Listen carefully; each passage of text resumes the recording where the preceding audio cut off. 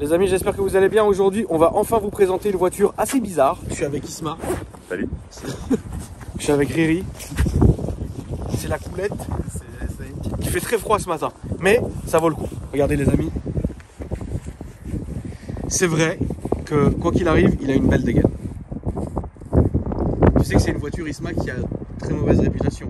Pourquoi? Parce que quand je l'ai posté sur mon Insta, j'ai eu que des A, c'est un Navara AC. Ah oui. Je te jure. Mais bon, on est là aussi évidemment pour montrer le bon côté et le mauvais côté. Mais d'abord, c'est vrai que j'en ai vraiment... Alors déjà, j'en ai jamais vu comme ça. Et de deux, j'en ai rarement vu même d'origine. Il faut savoir que celui-ci a un kit carrosserie qui vient d'Angleterre, qui coûte 8 000 €. C'est ça, Riyad? 8 000 €. Il y a les marchepieds qui ont été commandés qui valent aussi 2 000 €. Donc voilà, pour 10 000 €. Là, ils ne sont pas installés, les marchepieds. Il y a 10 000 € de kit carrosserie sur cette voiture. Mais je pense que, et je trouve, c'est ce qui lui fait en fait le charme. Parce que d'origine, elle est fine. Oui, oui, carrément. C'est combien de chevaux, ça, Riyad? 258. C'est un 350D, la moto. Isma, tu le roules? Franchement. Pas ici. Pas ici? Si j'étais au bled, au village, oui. D'accord. Mais pas ici. Toi, Riri? Moi, je le roule ici. Moi, je le roule... je l'ai roulé, quoi, 2-3 jours. Ouais, je savais. C'est sympa. Non, mais C'est en sympa. utilisation urbaine, en ville. Ah non, Le oui. roulement des pneus tout terrain, c'est insupportable. Ouais, c'est incroyable. La calandre est très belle. Elle est belle, hein, ouais. La calandre est très belle. Les feux sont bien dessinés. Les élargisseurs, ils sont là. Vous le voyez, ils sont vulgaires de ouf. Mais ça fait le boulot. Après, vous avez les jantes et les pneus qui sont comme ça. Avec des bonnes calories bien sortir des routes. Pour ici. Si tu fais combien de kilomètres avec tes pneus comme ça, ils se montent? Je sais rien. Tu fais beaucoup? Non, pas beaucoup. Moi, tu franchis, là, tu franchis les murs avec ça. Ah bah ça grimpe partout, ça grimpe aux arbres. Heureusement qu'elle est grande, je trouve. Parce que là, on aurait grimpé. T'as déjà fait du franchissement, Coco? J'ai jamais fait de franchise. Enfin si, j'ai fait une fois avec un Range Rover, mais en ville. C'est très drôle. Non, en ville? Oui, Comment en tu ville. fais du franchissement en ville? Bah c'est une de mes premières vidéos qui avait très bien marché à l'époque sur Dailymotion. Au niveau de Porte de la Muette, il y a une espèce de butte. Et moi j'avais sauté la butte avec le Range Rover. C'est celle qui décolle? C'est celle qui décolle, ouais. C'est la seule fois où j'ai fait du franchissement de ma vie.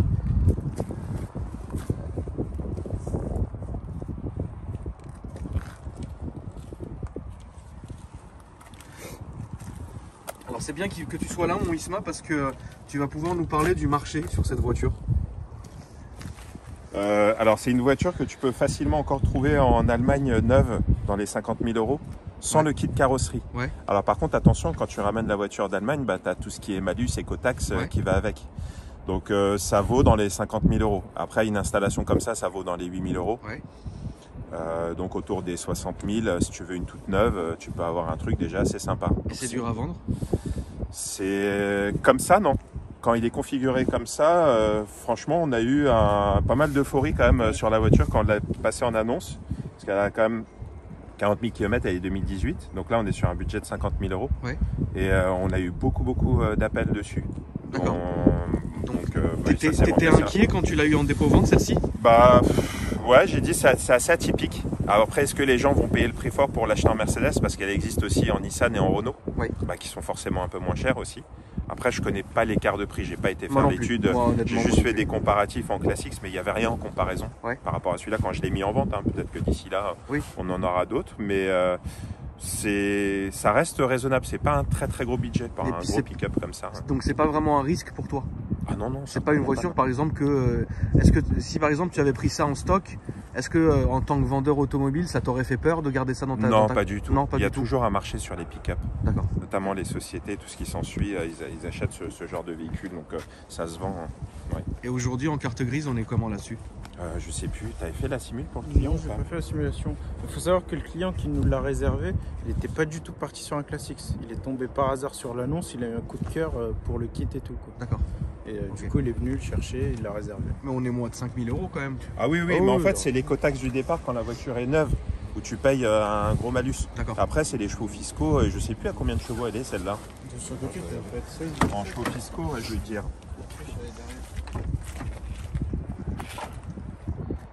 Donc moi je trouve que l'arrière est un peu bizarre. Autant l'avant je suis complètement fan parce que elle est très haute, elle est très belle, mais l'arrière ça fait un peu bizarre. C'est un Active Sound. Ouais, la carte grise là il y en a pour 800 € à peu près. 800 € de carte Ouais, grise sur à peu celle-ci, près. ouais. C'est un diesel, bien que l'écriture V6 turbo elle est un peu traite, t'as l'impression que c'est le V8 tu sais, biturbo Oui. de l'AMG. Ça c'est de l'enjoliveur. Frérot, ces sorties d'échappement elles sont aussi fake que mes titres. Alors, t'as un truc qui est très drôle, si j'arrive à le trouver. Où est-ce qu'elle est l'enceinte? Elle est de l'autre côté, non? Regarde, je te laisse frérot. Ça c'est ton domaine, tout le tuning. Donc je vais te laisser.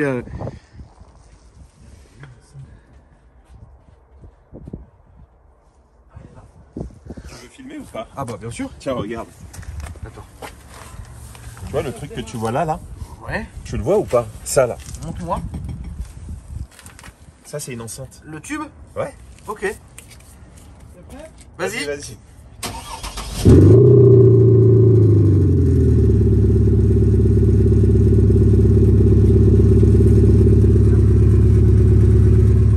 Donc l'application c'est ça. P0, plus de bruit. P3, un peu plus de bruit. Et P6, plus de bruit. Incroyable.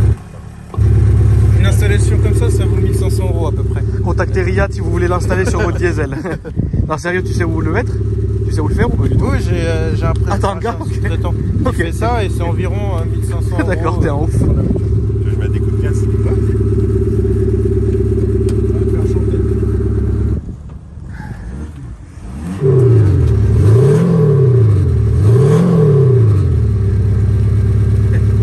C'est con quand même. Ouais.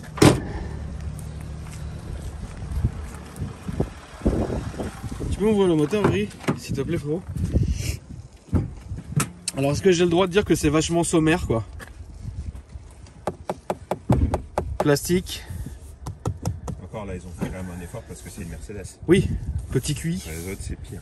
Petit cuir. Plastique. Il a rien. Ouais. C'est dingue, hein? Mm.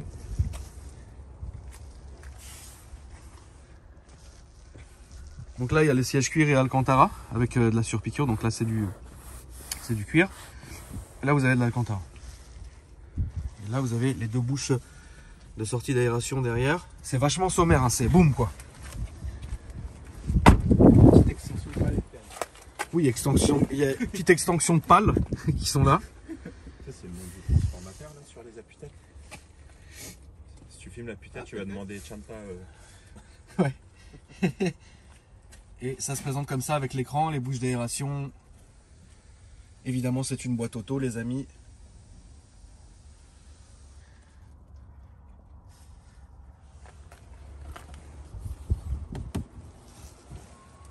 Ouais.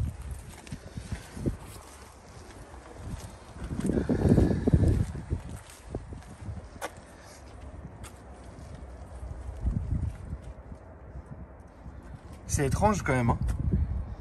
Là, on est vraiment sur du brut de chez brut, hein, ici. C'est atypique. On est vraiment sur du brut de chez brut. Ah oui, oui, c'est brut, oui. Tu vois, là, t'as même pas de vérin de capot. Enfin, Il est lourd, il est lourd. tiens, regarde, t'as une mini batterie là. Ouais, t'as une plus grosse batterie là. Un sujet intéressant, Isma. Le marché turc. Oui. Imaginons que, par exemple, tu es quelqu'un en Turquie qui veuille acheter ça. Ouais. Comment ça se passe? Combien? Ça doit valoir facilement le triple. Ouais. Donc ça coûte très cher. Il y en a beaucoup, étonnamment. Alors, les Turcs, ils aiment bien ce genre de truc. Ils aiment bien, tu sais, les ludospaces. Ce que j'appelle ludospace, c'est l'équivalent de Kangoo, Partner, Ouais. tu vois, des trucs comme ça, donc avec des places. Et comment dire, la typologie du Turc, c'est une voiture avec un coffre. D'accord. Ça veut dire que quand il n'y a pas de coffre, pour eux, ils considèrent que c'est pas une voiture. D'accord. Donc c'est pour ça que tu as beaucoup de voitures avec des coffres où tu vas avoir des Clio, par exemple, ils appellent des Clio symboles. Ouais. Donc tu as une malle arrière, enfin un gros truc derrière en plus D'accord. de la Clio classique. Voilà, donc c'est un marché un peu particulier. C'est catalysé, ouais, voilà, ce genre de produit qui se vend pas trop mal. Bah là, c'est la voiture du peuple en fait. Voilà. Mais donc les voitures valent le triple en Turquie. Ça vaut très cher, ouais. C'est dingue, hein. En fait, bizarrement, t'achètes une voiture neuve là-bas, Alors avec la livre, hein, parce que ça se dégringole dans tous les sens. Ouais. Et 2 ans après, si tu la revends plus cher que le prix que tu l'as acheté. C'est incroyable. Ouais, c'est un truc de ouf. Donc il y a une cote permanente. Non mais ouais, c'est bizarre. Franchement, le marché, il est incompréhensible. Ouais. Quand je discute avec des cousins qui sont aussi dans le commerce Ouais. là-bas, ils m'expliquent, mais je comprends rien à votre truc, c'est compliqué. Bon. Le marché n'a absolument rien à voir. D'ailleurs, c'est impossible de ramener une voiture d'ici d'occasion, je parle, Oui, il faut qu'elle pour soit neuve la vendre toujours. là-bas. Voilà, c'est ça. Ouais. Ouais, Il donc y a c'est des mots de tête, quoi. Voilà, il y a une loi qui autorise ceux qui vivent à l'étranger de Ouais. rouler avec leur voiture jusqu'à 2 ans, D'accord. à condition qu'il n'y a que qui l'utilisent. D'accord. Parce que c'est quelqu'un d'autre qui l'utilise, il peut prendre une très forte amende en disant que c'est Ok. peut-être un contrat de location D'accord. dissimulé, etc. Et c'est la seule possibilité que tu as, mais le marché là-bas, il est très verrouillé, Ok. d'occasion en tout cas. On espère qu'un jour ça changera peut-être. Peut-être. Je serai le premier là. Je pense bien, ouais. J'irai Bon, avec toi. on va aller faire un petit tour, frérot. Qui c'est qui conduit, Isma ou Riri? Tu vas conduire un peu, Isma? Si tu veux. Ouais, écoute, c'est parti, frérot.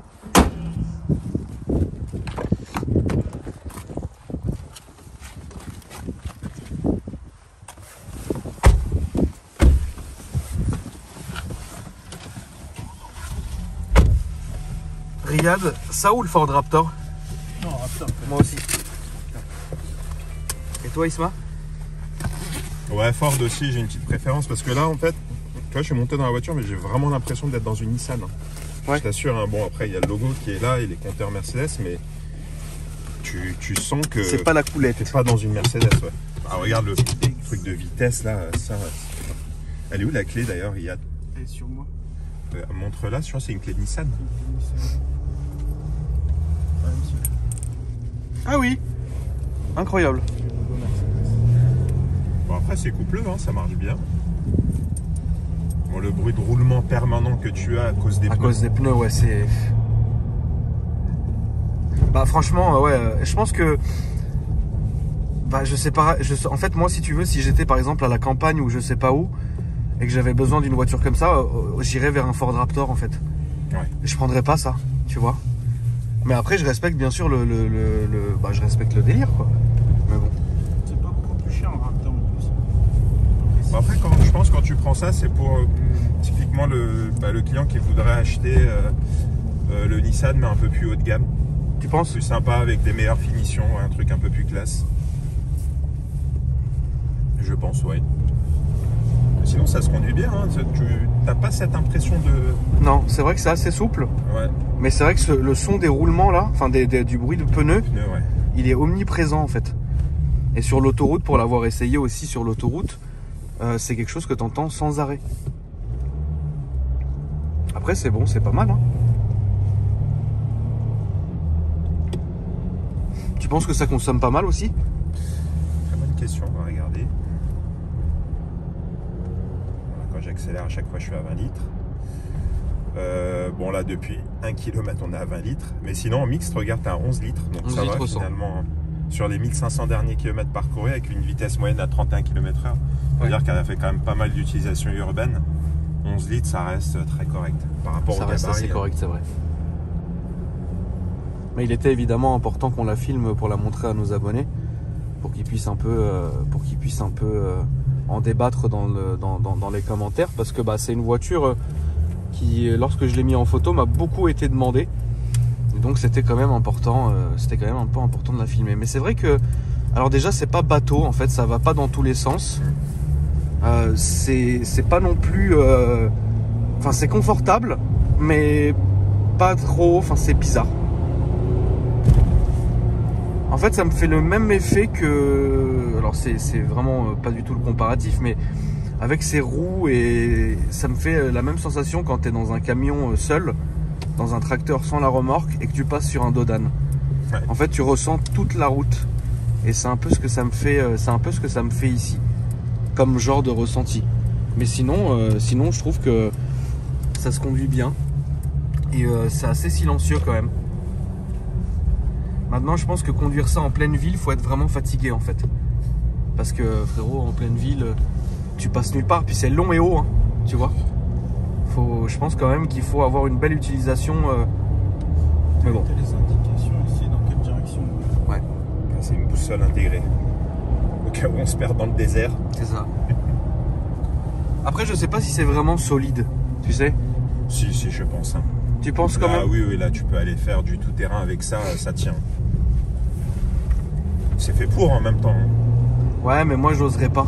Ouais. Dans un Ford Raptor, alors que c'est sûrement peut-être pas fait pour ça non plus, bah, j'aurais plus confiance que là-dedans. Mais même si ça, je le trouve quand même, mais encore une fois, avec ce kit, dans cette configuration, je le trouve vraiment super beau.